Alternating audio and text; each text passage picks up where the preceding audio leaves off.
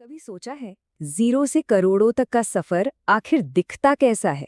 हम यहाँ सिर्फ बड़े नंबर्स की बात नहीं करने वाले, बल्कि उस पूरी सीढ़ी को समझेंगे जिस पर चढ़कर कोई भी अपनी फाइनेंशियल जर्नी शुरू कर सकता है। तो चलिए शुरू करते हैं।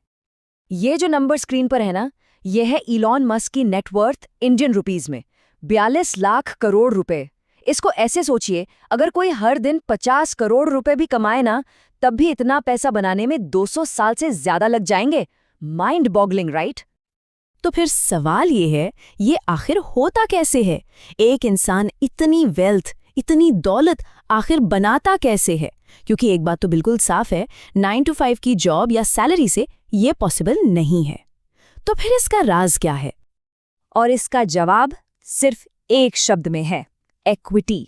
असली दौलत सैलरी से नहीं आती, वो आती है ओनरशिप से। इक्विटी का सीधा सा मतलब है किसी कंपनी या एसेट में हिस्सेदारी, यानी मालिकाना हक। और यही है वेल्थ क्रिएशन का असली इंजन। तो इस इक्विटी और वेल्थ तक पहुंचेंगे कैसे? इसके लिए हम एक इन्वेस्टमेंट रिस्क लैडर को समझेंगे। इसके 3 मेन लेवल्स हैं, the foundation, the growth engine और द एपेक्स।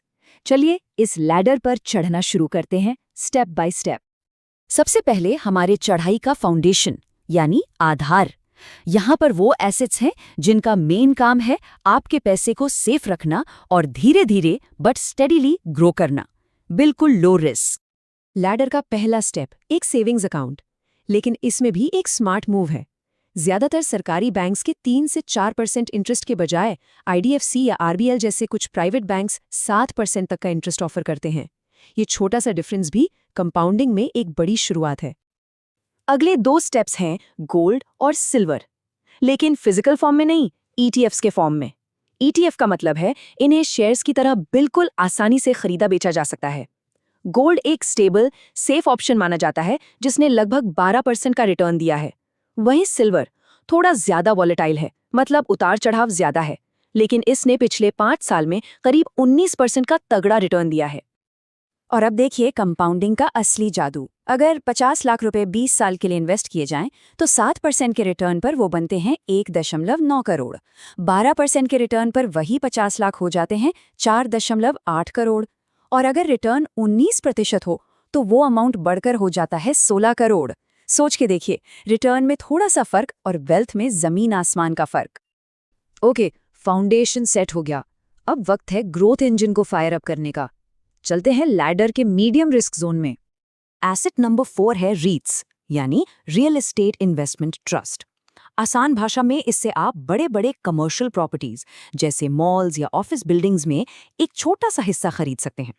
इससे डबल फायदा होता है, एक तो प्रॉपर्टी की कीमत बढ़ने का पोटेंशियल, और दूसरा उसकी रेंटल इनकम से करीब 6% का डिविडेंड। अब आते हैं इंडेक्स ETFs पर।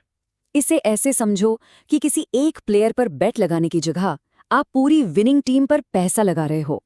निफ्टी 20 जैसे एक ETF की बस एक यूनिट खरीदने का मतलब है कि आपका पैसा इंडिया की टॉप 50 कंपनीज में एक साथ इन्वेस्ट हो गया। रिस्क ऑटोमेटिकली डाइवर्सिफाई हो जाता है।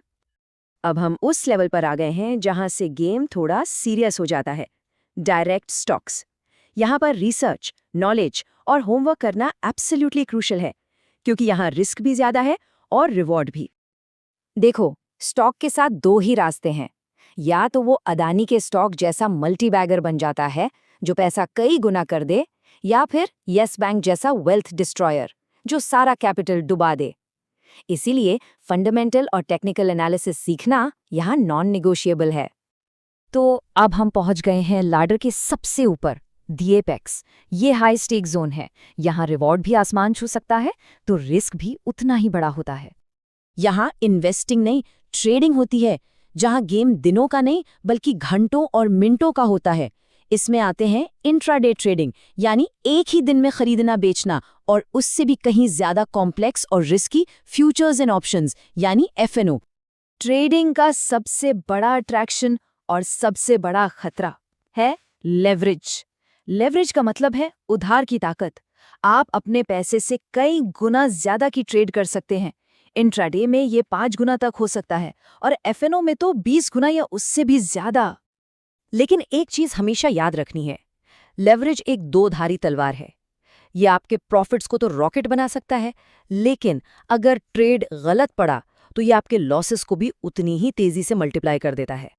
और अब लैडर का सबसे सबसे आखिरी और सबसे रिस्की स्टेप, क्रिप्टो। सिर्फ क्रिप्टो में इन्वेस्ट करना यानी कॉइन्स होल्ड करना ही बहुत रिस्की है, जहां पंप एंड डंप स्कीम्स आम बात हैं। लेकिन क्रिप्टो ट्रेडिंग, जहां 100 गुना से भी ज्यादा का लेवरेज मिल जाता है, वो इस लैडर का एब्सोल्यूट एपेक्स रिस्क है। यहां अकाउंट जीरो होने में देर नहीं लगती। तो ये था पूरा सफर इस इन्वेस्टमेंट लैडर का, नीचे से लेकर आसमान तक। अब जरूरी ये है कि हर कोई अपनी रिस्क लेने की कैपेसिटी को समझे और उसके हिसाब से अपना रास्ता चुने। तो ये रही पूरी इन्वेस्टमेंट लैडर, एक सिंगल फ्रेम में, सबसे सेफ सेविंग्स अकाउंट से लेकर सबसे रिस्की क्रिप्टो ट्रेडिंग तक। ये एक फाइनेंशियल मैप है, एक पावरफुल टूल जो ये समझने में मदद करेगा कि अलग अलग इन्वेस्टमेंट ऑप्शंस रिस्क के पैमाने पर कहाँ खड़े हैं। तो अब असली सवाल ये बनता है, इस पूरी जानकारी के बाद किसी के लिए अपनी इन्वेस्टमेंट जर्नी का पहला कदम क्या होना चाहिए? इसका जवाब सोचना, रिसर्च करना और फिर अपनी फाइनेंशियल जर्नी शुरू करना, यही सबसे इम्पोर्टेंट है।